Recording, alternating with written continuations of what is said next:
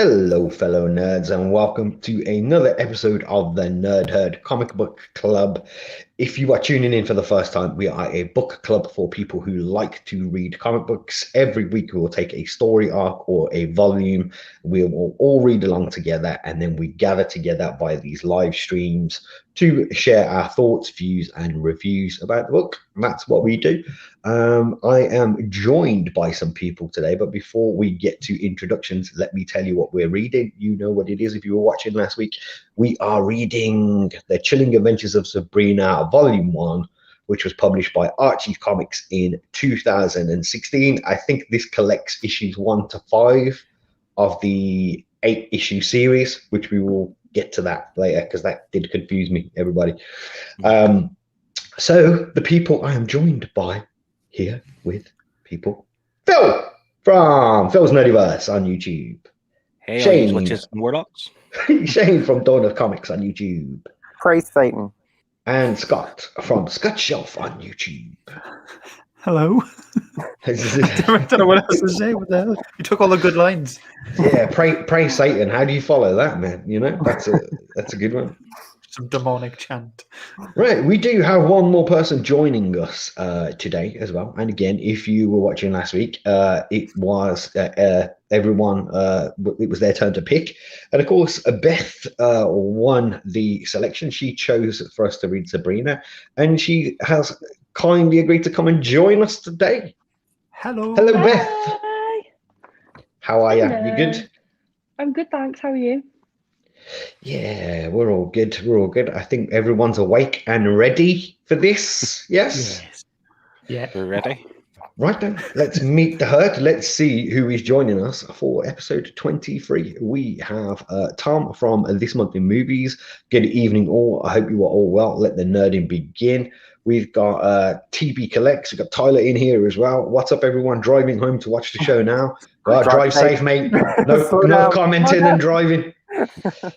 We got Amy joining us. Hello, everyone. We have Liam in here as well. Howdy, folks. Just scrolling on down here, make sure I don't miss anyone out. I really feel bad when I miss people out. We got Comic Bound. Hey guys, how you doing, Comic Bound? Hope you're well, mate. And we've got Comics Issues joining us as well. Howdy to you. Welcome. Saying hey guys. You missed Murray. I've missed the Murray. Well done, Scott. Thank you. Hey all, and special guest Beth, the Murray 200. Thanks for joining us, Murray. There we go. I think, is that everyone, Scott? You're double checking me here. Down the bottom. I've missed Daryl. Where's Daryl? There we go. Daryl sneaked in. Hi, guys. How you doing, Daryl? There we go then. Right. That's everyone that I can see so far joining us. So, Beth, seeing as you chose this, we're going to need a synopsis as we always start the show with a synopsis. You chose the book.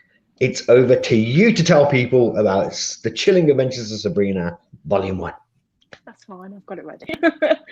So basically, it's about Sabrina Spellman, who is a half witch and a half mortal, who must decide whether to become a full witch or to pursue a mortal life with her boyfriend Harvey by her 16th birthday.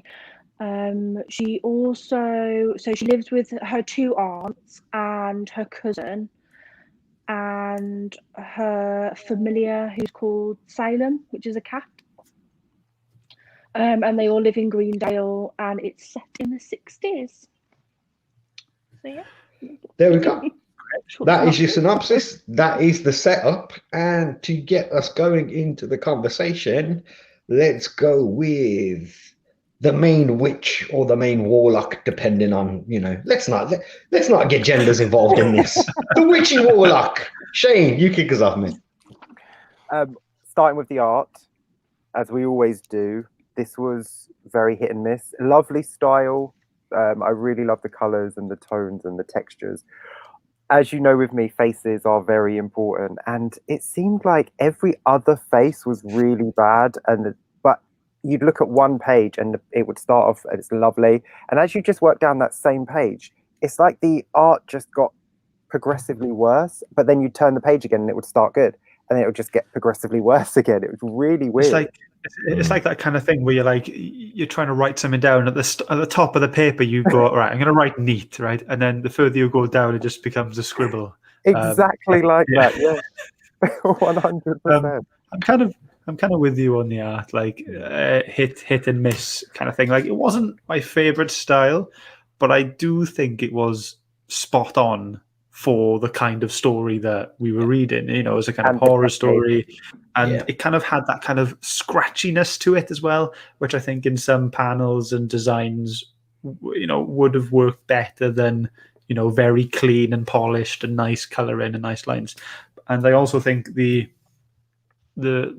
autumnal palette, the colors they chose for the whole book was like that was the best choice, I think. There, I was just going to say, like, the word that sprang to mind for me, I was kind of trying to think of, you know, words to describe the art, and earthy was one of the words that came to my mind. Like you said, the autumnal colors remind you of the kind of the woods and stuff like that. And you are right, like it is quite scratchy and stuff, which again gives it a very like nostalgic feel, but at the same time, it definitely gives it a bit of a witchy vibe as well.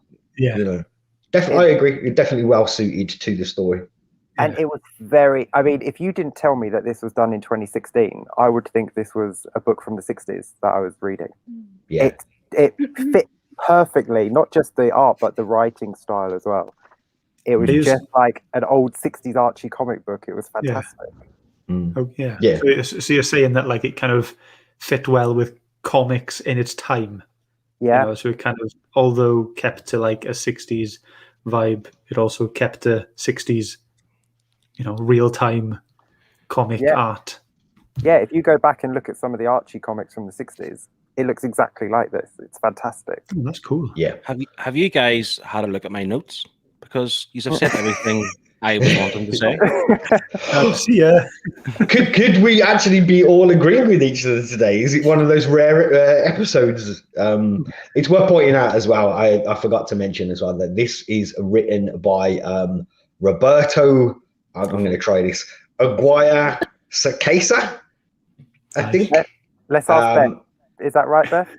I really struggled with this as well. So also Aguirre Sacasa. Yeah, I thought it was that. Aguirre Sacasa. Roberto Aguirre Sacasa. All right, we had 3 different pronunciations there. But the artwork that we're talking about here, that was done by Robert Hack. Oh, that's easy, that one. Yeah, that's the guy who did that, yeah. I have done a little banner that usually goes across the bottom there today. Sorry, guys. I'm slacking. Sorry, man. It's been a busy week. I forgot about that bit. Look, I'm no artist, but like same thing we're all saying. It's scratchy and messy, and Scott took the words out of my mouth. Like clean lines would not work in this book. It wouldn't work. But what I loved about the art, even though it wasn't my taste of art, whenever there was blood involved, it just looked like a red scribble. Yes. It wasn't like puddles of blood or anything. It was just like a red marker just drawn over it. It was great. They did the drawing first, and it was almost as if they'd got a tub of fake blood and actually put the drops on and let it dry. I noticed that every time you see blood, it was. I thought that was. I quite like that because it kind of stopped it getting into the realms of too graphic by doing that. You know, it was there and it was very arty, and you got the message. And in a way, again, it made it a little bit more witchy. That it wasn't as blatant. It was kind of impressionistic, let's put it that way. I think let's just check the comments here as well, because I can see we've had a few more people join us. We've got Daz the Comic Key Chaser joining us. How you doing, Daz? We've got the Retro K Comics, our friend Lee. Hello everyone, watching on my break. It's an hour long break. Got Sparks Comics. What's up, Nerd Herd? What's up, Sparks? Hope you well, mate. Just scrolling down, we've got Sif Lordley, we've got California in the house here.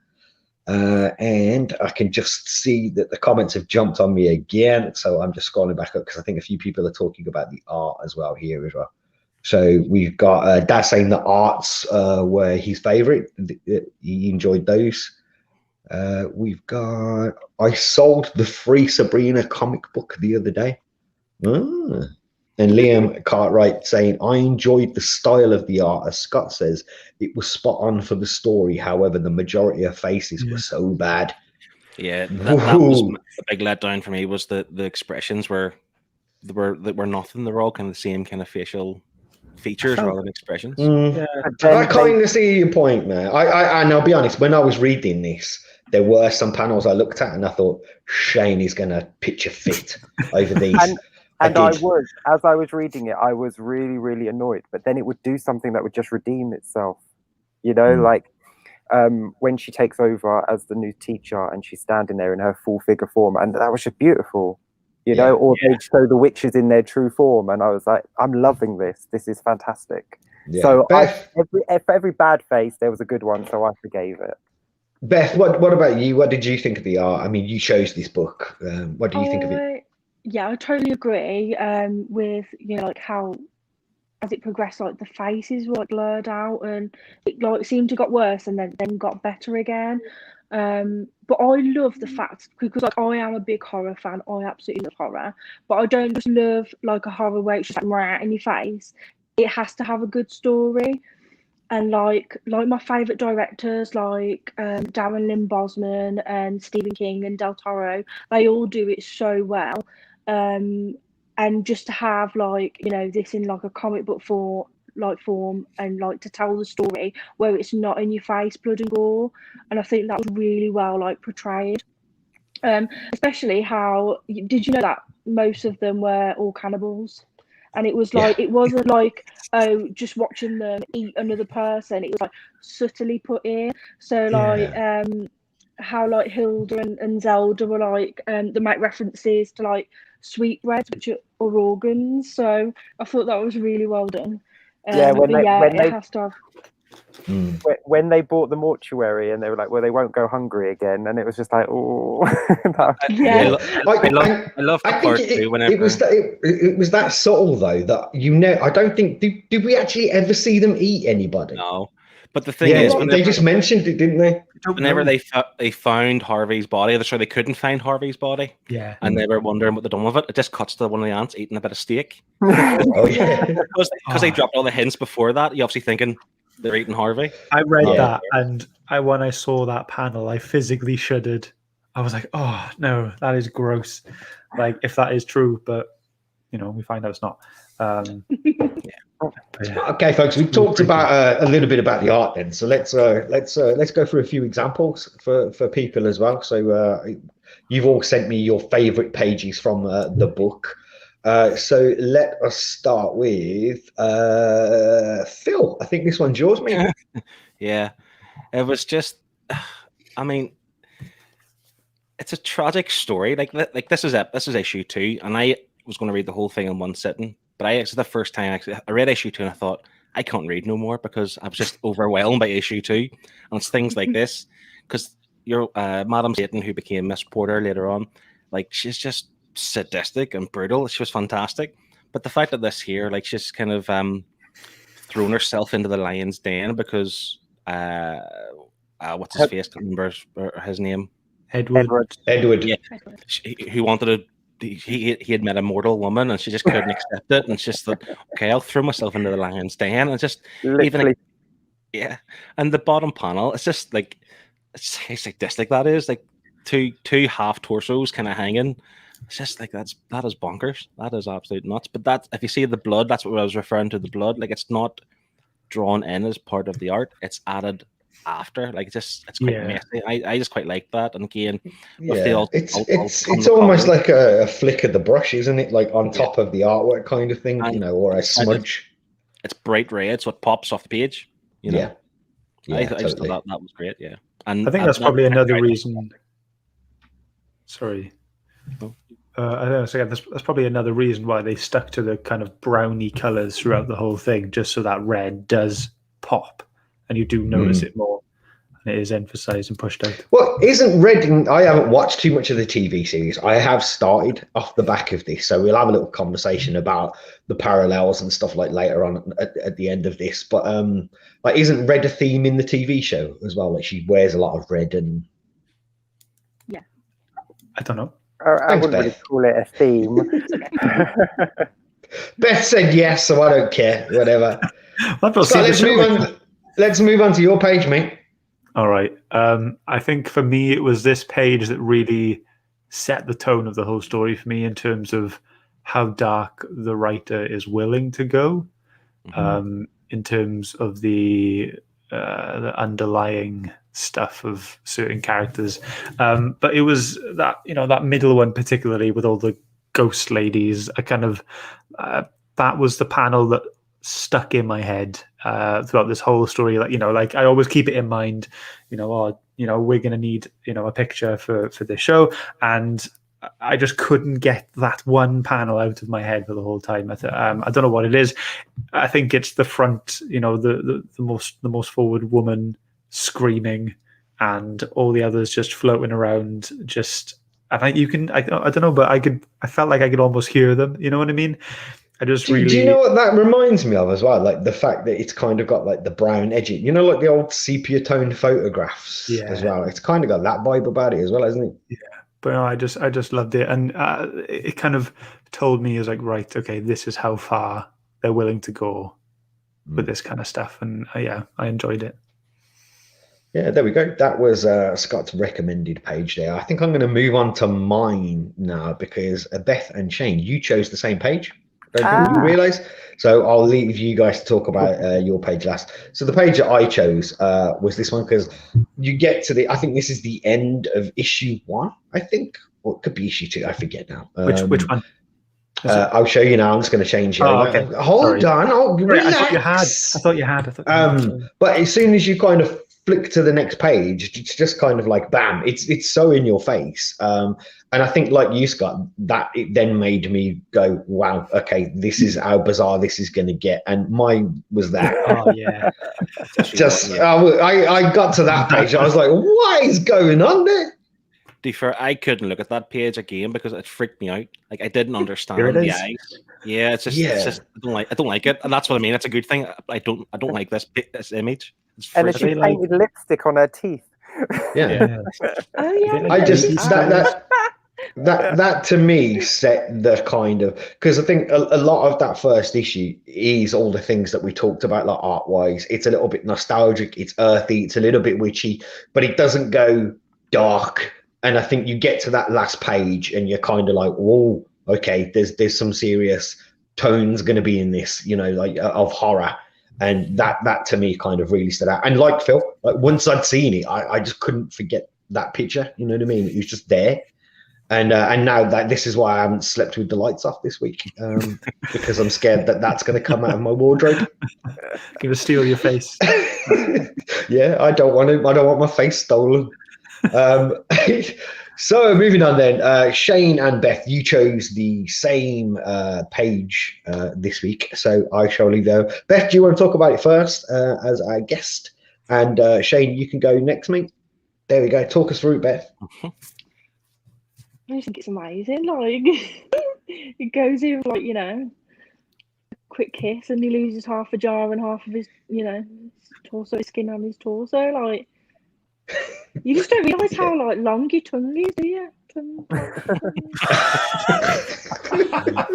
It's just crazy, isn't it? Like, I don't know why. I just think it's amazing. Like, I'm just a big horror fan as is, but like, I just think, yeah.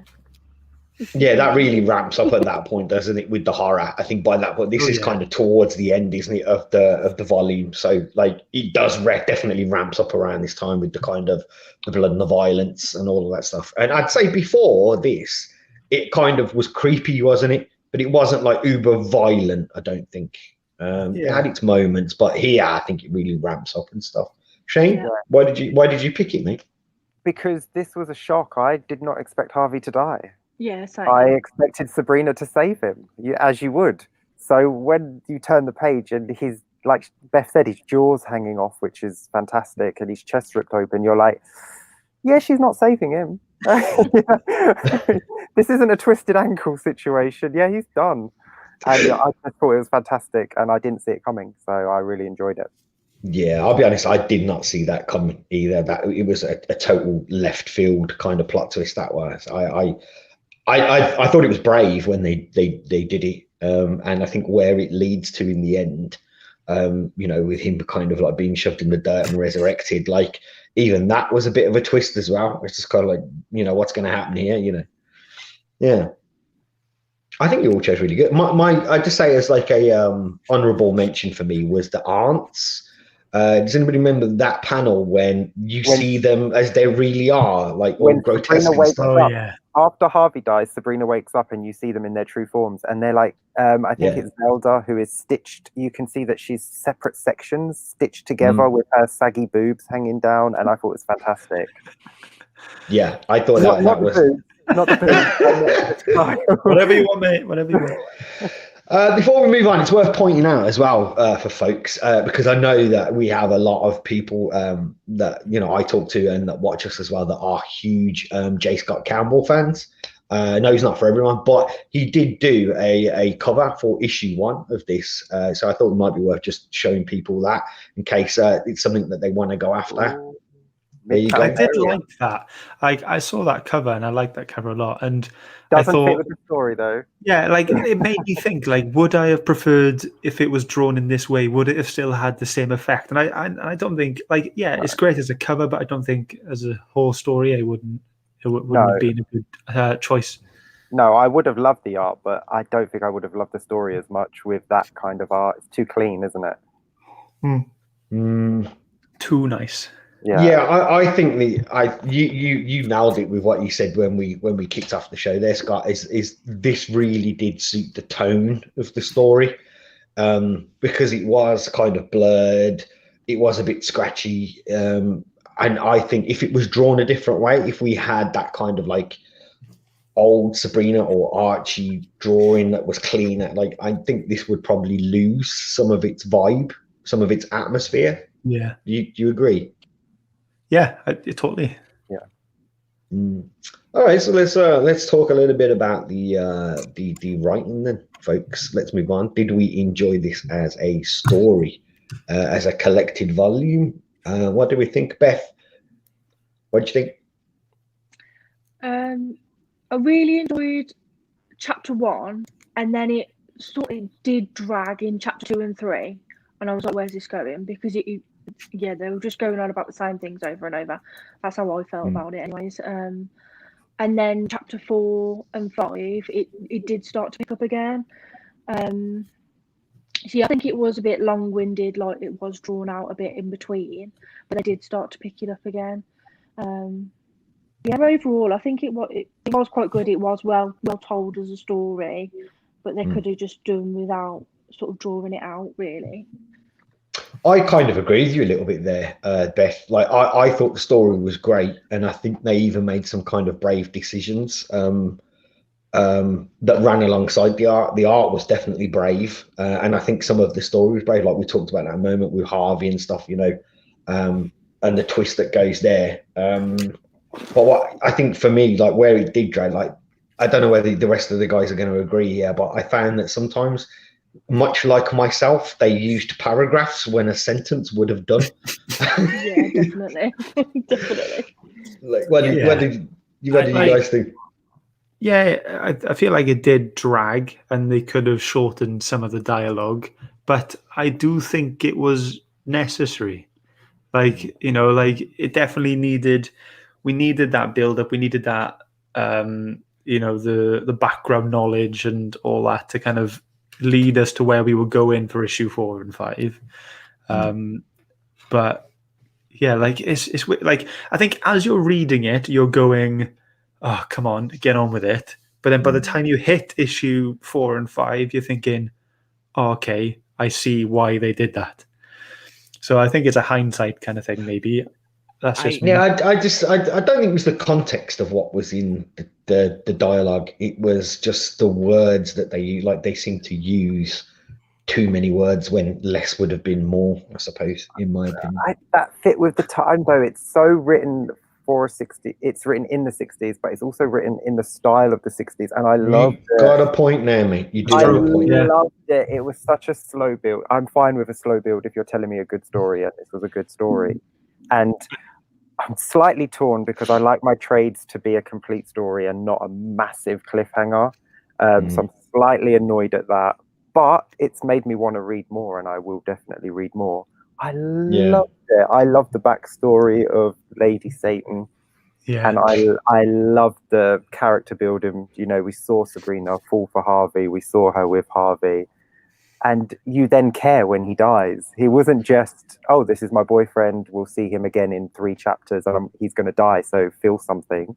You know, we built to that, and it was like, oh, poor Sabrina. Yeah. I love the story. Were the issues longer than normal? Were they long issues? I think they were about 30 pages, weren't they, instead of 26? So okay. But there was a lot of text, so maybe that's why they felt longer. Maybe. So I think they got a good balance between the dialogue between the characters, and they filled all the kind of background stuff in the narration. Like they almost like rushed through it, so you don't have to talk it out amongst each other. I thought that was quite good the way they done that, because there were a few pages where it was just like narration, given all the background stuff. But as Scott was saying, you need that, and I prefer them to do it that way rather than have Sabrina have a chat with her aunts about everything, rather than once upon a time. Yeah, like the narration for me was it was wordy at some places, but I thought they got a good balance. There were a couple of points in the narration that felt a little bit too, you know, when you're telling a story and you sort of simplify things a bit too much. It was like, and then she walked over to the chair and picked up that. It felt a bit too. There was only a couple of parts that did that, and it was just a bit too basic. But then the rest was fine. Like when the rest is good, you can ignore that. Let's just visit the chat here, because I see we've got a few comments here. We've got Liam saying, personally found this volume struggle to get through. Beth told me to stick with it as chapters 4 and 5 get good, but even those didn't vibe with me. Liam has not been vibing this week. And Tom says at Shane, there's only 8 issues which have slowly been released since 2014, which is something I want to talk. I want to talk about this as well, because this came out, issue 1 in comic book format came out in 2014, and the trade came out in 2016.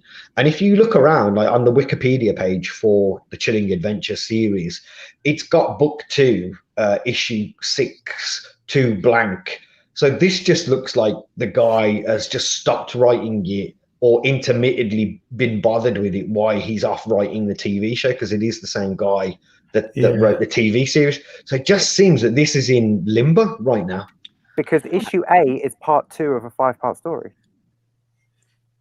I did find out as well that with the TV series, they're actually carrying that on in comics as well. He's actually carrying that on in comics. So I don't know if you just stop that completely, and the TV show is then just going to be continued on. That was Tom's theory. Tom was like, maybe they kind of calmed it down because after the show they're going to come back to the series, because it doesn't say that it's cancelled or finished. Like I said, it says book 2 has a title, but volume 2 has a title on Wikipedia, but it says issue 6-2, and then it's just blank. So it obviously is going to carry on, but there's been I haven't been able to find anything online, no statement from Archie Comics or the writer to say what's happening to this currently at the moment. No, because there was a new volume of Sabrina, Chilling Adventures of Sabrina, that came out after this, a much more animated style. But that's what this isn't finished though. That's the point I'm making, is that according to Wikipedia and all the others, I mean, if you go to like League of Geeks and other preview websites, issue 9 is listed there, but it's date to be confirmed. So that's what I'm saying. This just looks like it's kind of left hanging, this series. So is it written by Jim Lee?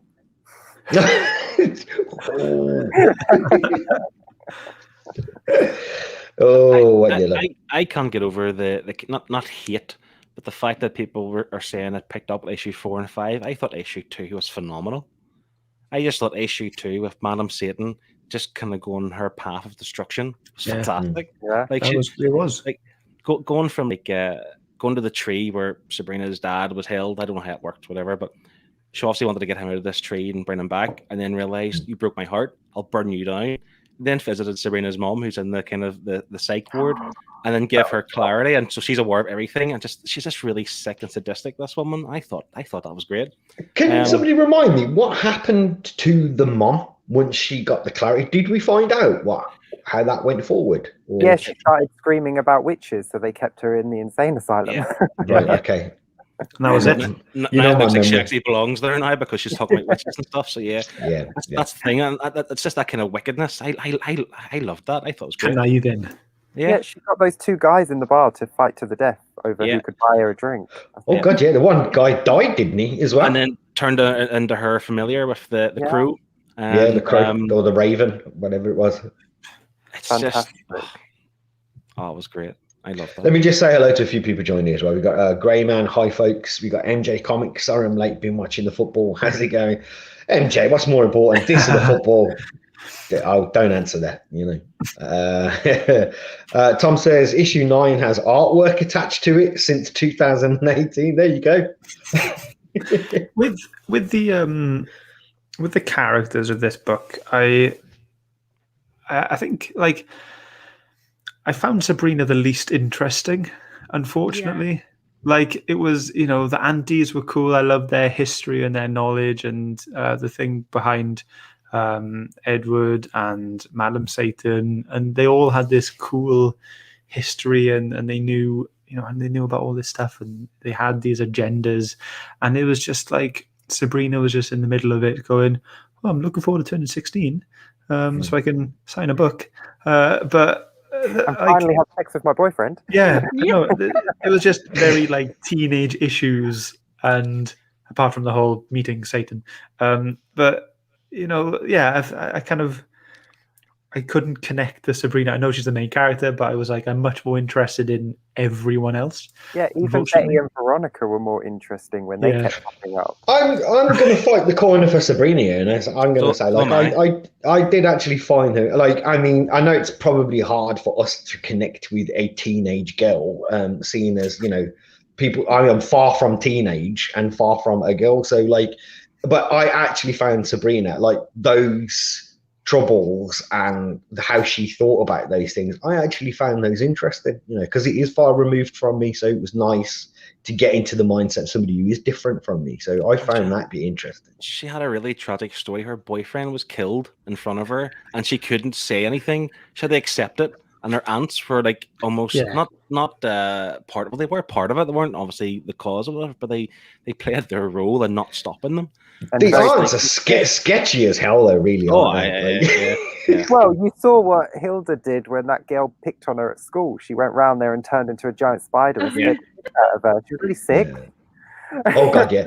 Just quick question then here, out of interest. Let's kind of go around. We'll start with you then. Who was your favorite character in this then? If not Sabrina, or if it was, who did you enjoy the most in this book? Salem, definitely Salem. He's so Salem.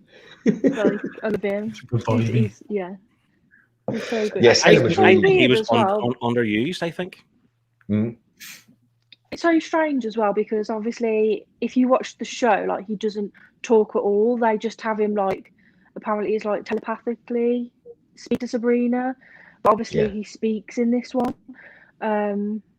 It's just interesting how they decided not to go with the route of not having him speak in the TV show. I know obviously we're talking about the comic, but I think the TV show, they wanted to take it away from Sabrina the Teenage Witch. Yeah, I would say you're right there. Yeah. I thought maybe a talking cat would be a bit too. Because I should imagine that is a lot of people's experience of Sabrina. I know it's mine. That's the only thing I knew before reading this was the Melissa J. Hart is her name. That's Sabrina. That's the only connection I had with it. Yeah, maybe they were trying to get away. You'd never know that was based on a horror book, would you? no, No, not at all. Shane, how about you, mate? Who was your favourite character in this? Miss Porter. The teacher. Madam Satan. Obviously, she was fantastic. Just conniving and sneaky and dominating. I loved it. I thought it was really cool as well, because I don't know whether we all read the same print or the same edition, but in the back of the one that I read, there's the kind of a little printing of her origin. Yeah, I saw that story in there. I thought that was really cool as well. Yeah. I enjoyed that. Scott, how about you? Favorite character? Same as Shane. Madam Satan herself. Really enjoyed. I like that they put her whole kind of story in this. How she ended her own life, and how she came back, and how mischievous and conniving and wicked and everything she was, and yeah, it was just great to see how deep she could get into this and how a lot of the events turned out the way they did because of her. Yeah. Yeah, I really liked her. Yeah. Phil? The same. Madam Satan, she had the most airtime for me. She had the most kind of like their background and how she was and what her intentions were. I think she kind of took up most of the book for me, to be honest. I did actually like Salem. I just think I wish I had used him more. My issue with Salem was they kind of, I can't remember the cousin's name, Ambrose. Ambrose, yeah. And he was good too, but I feel like Ambrose and Salem could have been the same person. Like Salem could have been the one with his wisdom, the Sabrina. So I think they underused Salem. I would have liked to see more of him. But yeah. Yeah, I'll be honest. I actually, like I said, having started watching the TV series off the back of this, I actually prefer the Ambrose in the TV series than I do in the comic book. I thought he was like a lot more kind of likable in the TV show than in the book for me. What was Ambrose's purpose in the comic? I mean, what?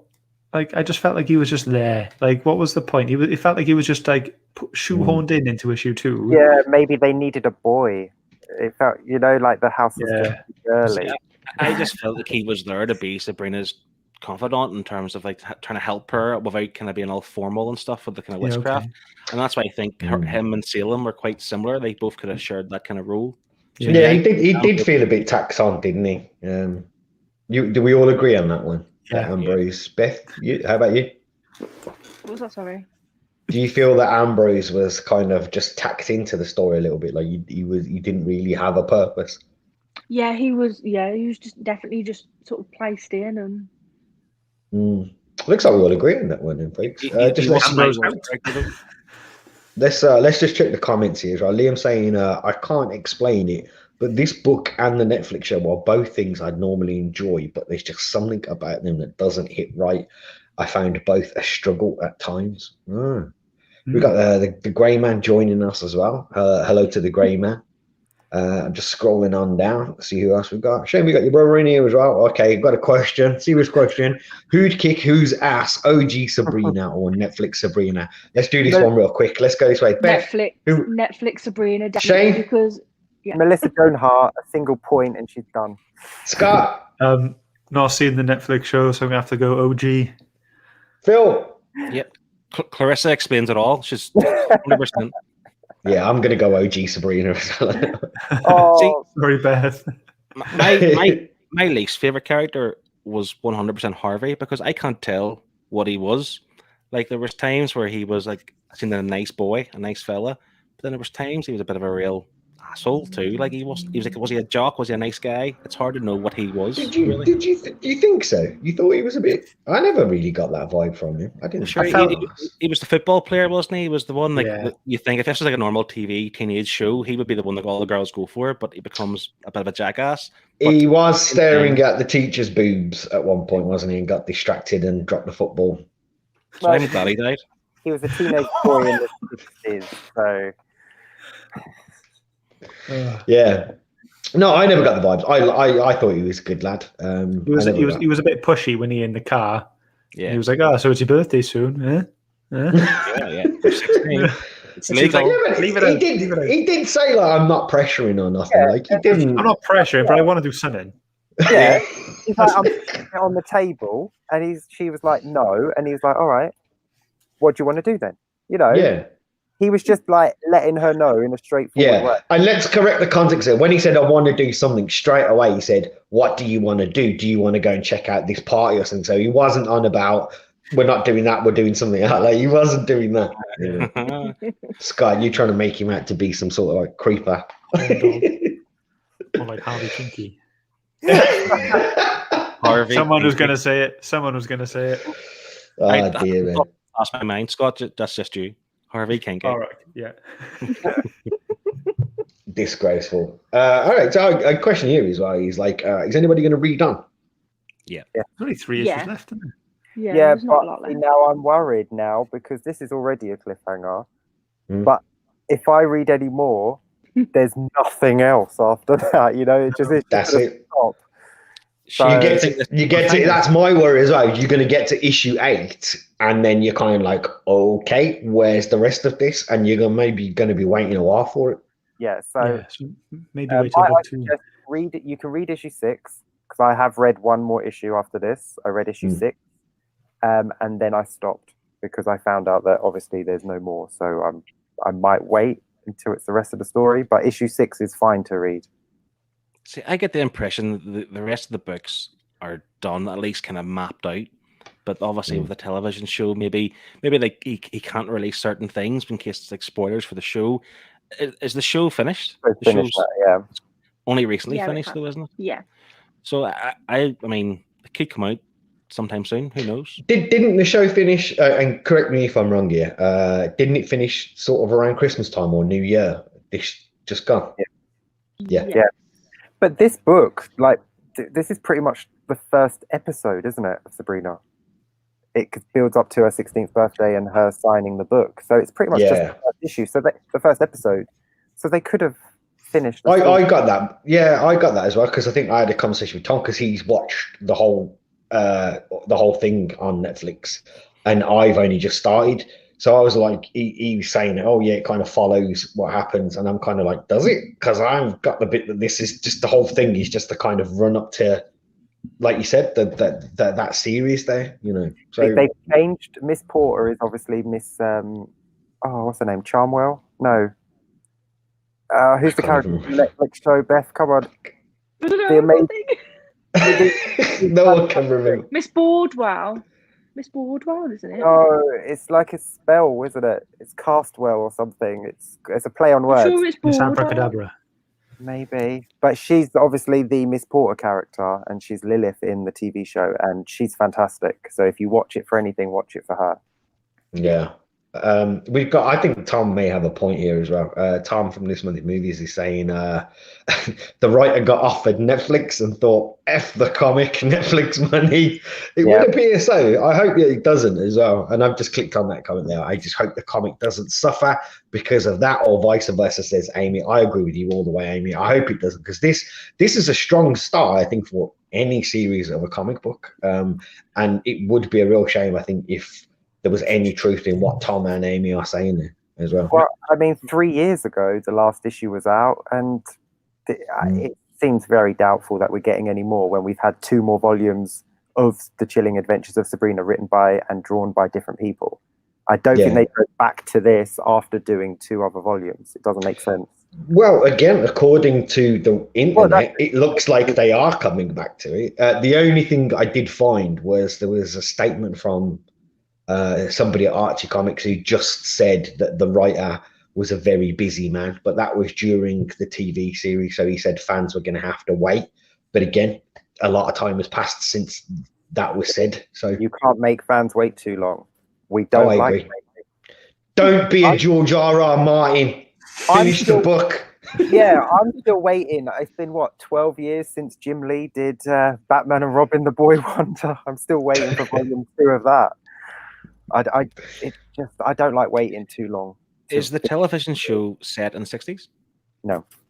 No, but they did sort of go with a 60s vibe, didn't they? Very much. Oh yeah.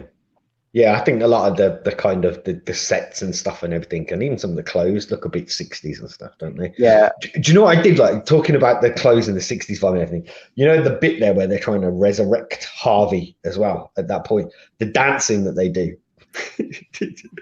I thought that looked great. You know, it looked like they were just like having a proper 60s kind of dance off, doing the twist and stuff at this like witch ceremony. And when Ambrose was teaching Sabrina how to do a glamour so that she could change her hairstyle, and she did the Marilyn, and she did. I thought that was great. Yeah. There were lots of little touches when there, like mentions of like 60s songs and stuff like that as well. That was good. See, what I liked about the book too, it does reference like kind of real life historical things, obviously with the Salem witch trials, and I don't know nothing about that, but I went on a bit of a Google deep dive into this after I read this book to find out about like certain people, and they referred to a guy called for his first name, Corey, who was pressed to death because and he was like they're obviously talking to him as a martyr in the book, and according to Wikipedia, it's a real life thing. This guy was pressed to death. Wow. And I love when they kind of reference things like that, like real historical kind of stuff. Yeah, That's cool, yeah. like Scott said, I think there was a lot of little things in this that if you did, like, I imagine if we went back and read it again, we'd probably find a few other things that we maybe didn't notice as well, like a few extra little things. Tom's very helpfully put in a list of publication year there. First issue was 2014, 3, 4, 5, 2015, 6 and 7, 2016, and issue 8, 2007. So that's not even a monthly publication. Right, that's almost as bad as Jim Lee, and that's really bad. It's like, finish your work, man. You wouldn't get away with that at school. Yeah. Right, we're 45 minutes in, so I think it is time for us to do our final thoughts and scores. And of course, we have to start with the lovely Beth. 8. I'm going to give it an 8 out of 10. Solid 8. 8 out of 10. How come? Wow. I just think it was very well done. Story wise, the art was pretty good in it. It was, I just thought it was really good. I just really enjoyed Did it. this just hit all of the nerves for you, like as a horror fan, like you said? This ticks all of the definitely. boxes for you. Yeah, like for going into like a full story and for it not just to be like, ooh, horror, oh, in your face. It has to have a good story, a good flow, and I think it definitely had that, for sure. Yeah, definitely. Okay, then that's an 8 for Beth there. Shane, over to you, mate. Final thoughts and scores.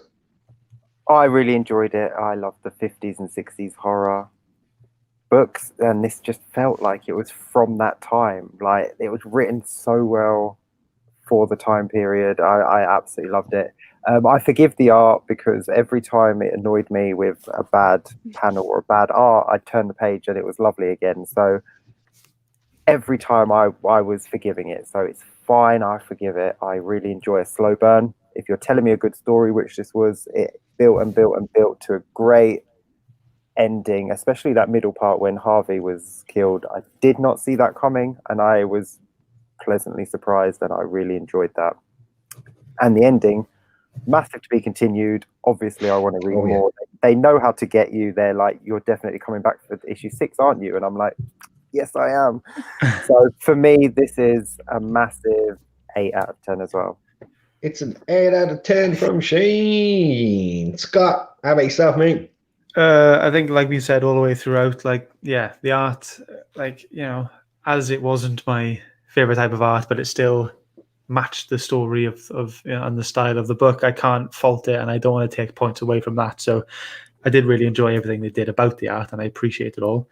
The fact that, like Shane was saying, how accurate they were in terms of how they wrote the book, in terms of, sticking with the 60s and the little true facts that Phil mentioned, and the little references to actual real things that were out and around in the 60s was really cool as well to add in.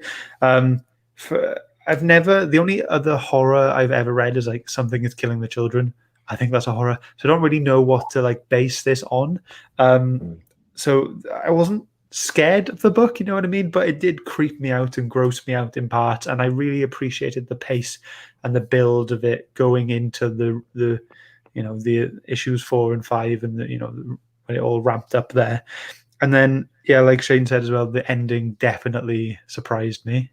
I didn't see it come in. I thought it was Harvey back all nice and normal until the last couple of pages. Like, shit. And then that was my reaction pretty much. But yeah, I really enjoyed it. I think I will read more when they complete the volume, if they complete the volume. And it's going to be an 8 from me as well.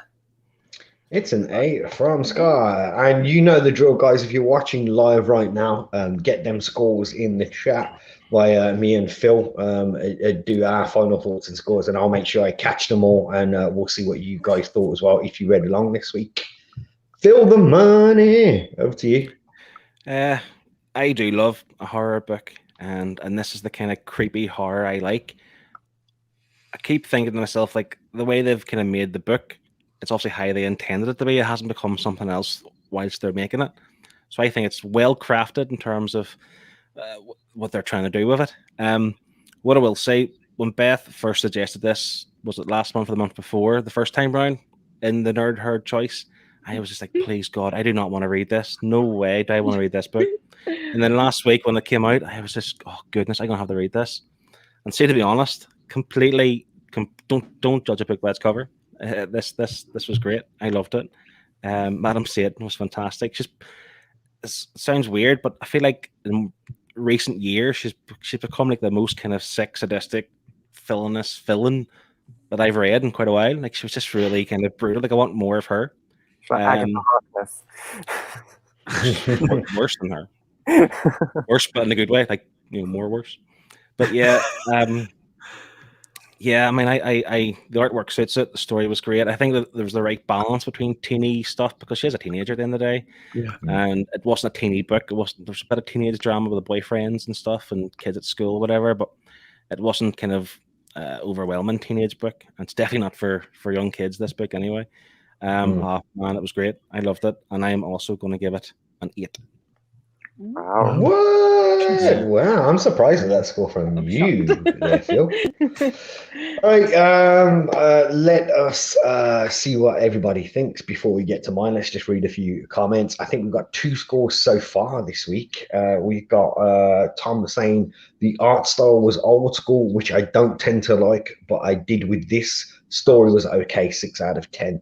That's from Tom there. And we've got Liam who says, as I've already said, I found this a struggle and it didn't vibe with me, and personally would have preferred to have flicked through the art without the text. 4 out of 10. Please don't divorce me, Beth, says Someone's on the sofa tonight.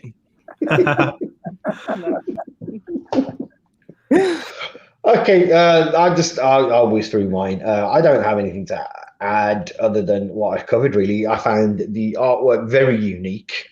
It's not something I think you find in a lot of comic books, that kind of abstract, impressionistic, but at the same time very reminiscent of older books that kind of take you back to a different time. So I loved that. I thought that was great. That image that I picked as well, I think shows people just how grotesque this goes. It does have its moments where you, like Phil just said, there's a balance there of kind of like teenage drama, and then all of a sudden they go, ugh, something really ugly and horrible. And it does kind of take you by surprise a little bit when you're reading this, because I think those parts convince you that isn't going to happen, and then it does, and you kind of, I did like the story. I won't say the pacing was brilliant. I did find myself sometimes going, and come on, let's get to the point, and I think that goes back to what I was saying about, them using too many words for me in parts. But yeah, I liked it. I was surprised by it, let's put it that way. I didn't think I would like it as much as I did.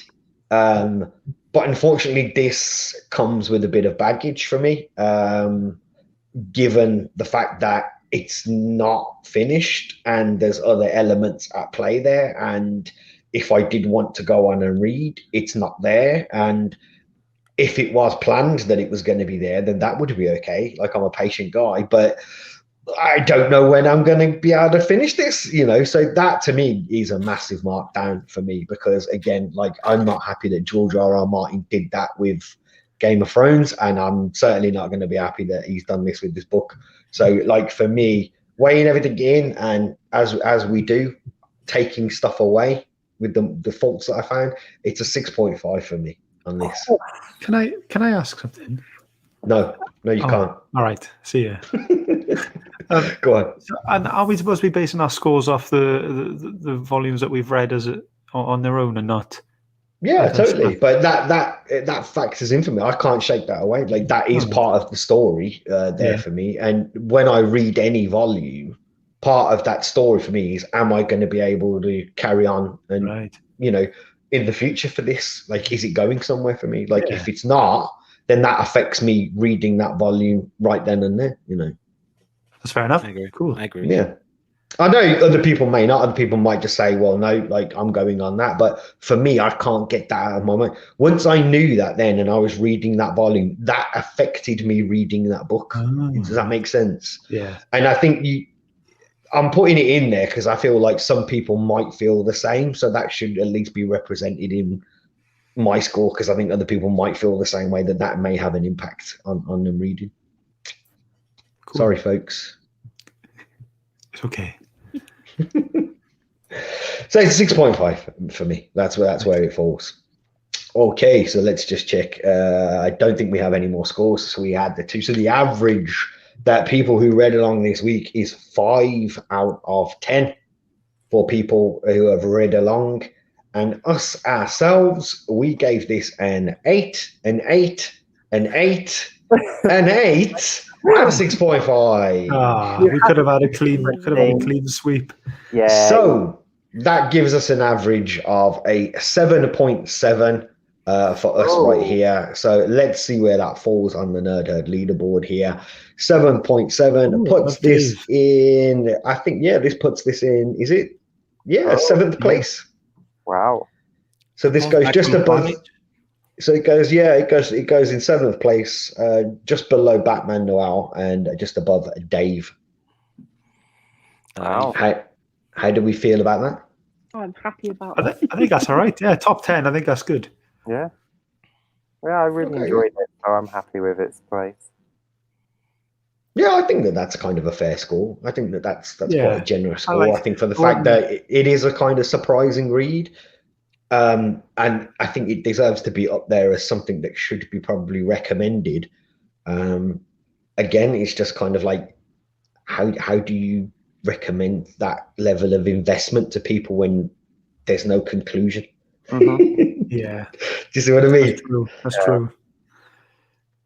Yeah. All right, there you go. Great.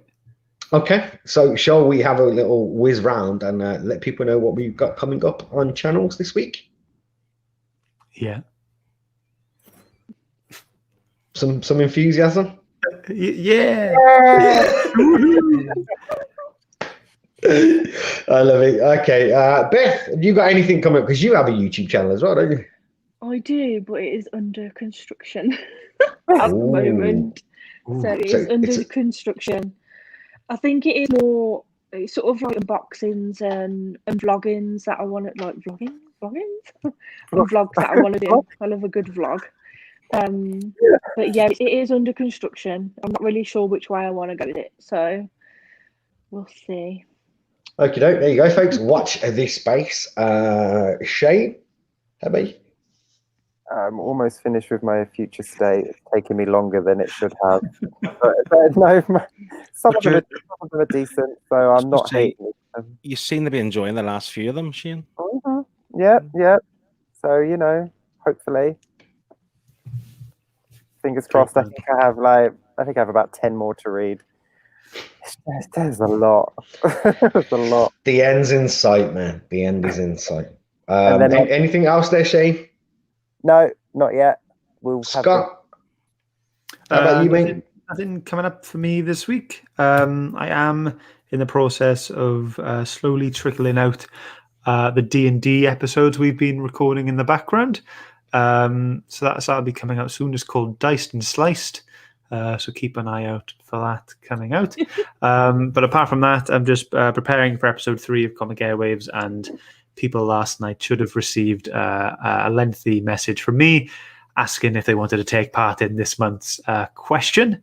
Yes, which is question. Why is it the last one? Because we're just putting in another feature for now, and if we wanted to put this other feature in, but if we did that, then the show would definitely be more than an hour and a half long, and we didn't want it to be that long. So we're replacing this for now. But if people want it, we'll bring it back. We'll chop and change some stuff.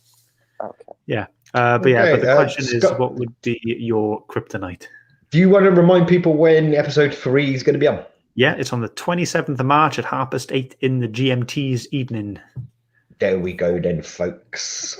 Phil, how about yourself, man? What's going on Phil's Nerdyverse? I'm thinking of going back and reading every issue of Future State and giving a read and react to it. No, I'm not. I wouldn't wish that on anyone. Don't do it. I do have a vlog lined up. I just haven't put it together because I've been off my rocker the past few days. But yeah, I'll get that eventually. Hopefully by next week. We'll try. Awesome. There we go. There you go, folks. That is what people have got going on. As for me, I will tell you what we're reading next week. But before I do that, I would like to end this on a few recommendations as well.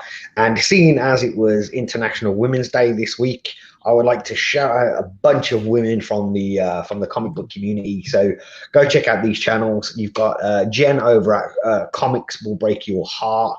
Go say hi to her. She's got a really cool comic book channel there as well. And one of my favorites, I love watching these. Go check out the playlist for comic book women. There's a playlist there it's on which channel? Tales from the Flip Side. There's a whole playlist, but they're really good. They have like creators and writers on. That's really interesting. So you might want to check that. Go check out our friend. I think most people know who Matilda Gothica is at this point. But go and check out Matilda because we love her. And last but not least, I'm going to throw it in here as well.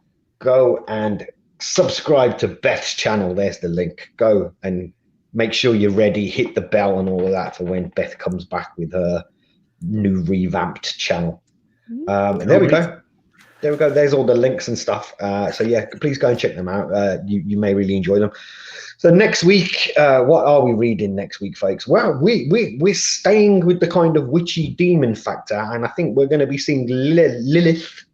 Put my teeth in. Lilith again, because we're going to be reading the Rise of the Midnight Suns from Marvel in 1992.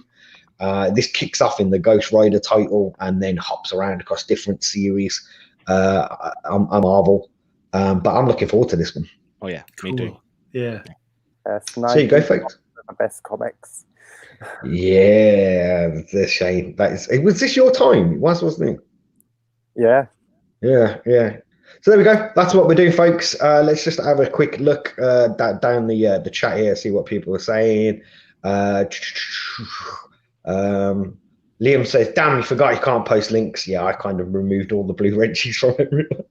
I'll put them back. Relax, folks. I will. So there you go. You got all the links in there as well. Scott, Sparks is saying that he's got D&D going on as well. Don't hold your breath, mate. If you're gonna watch my stuff, don't hold your breath. I'm in a dose as well. It'll be good. MJ's gonna sub to you, Beth, and Shane Tottenham Gaming, your brother, is saying, is Nick Cage Ghost Rider in this book? Not the bees. Not the bees. On that note, folks, we are gonna go and leave you because I really need a wee. So I'm gonna say, get your waves out. Get your water out. I could join in. Bye.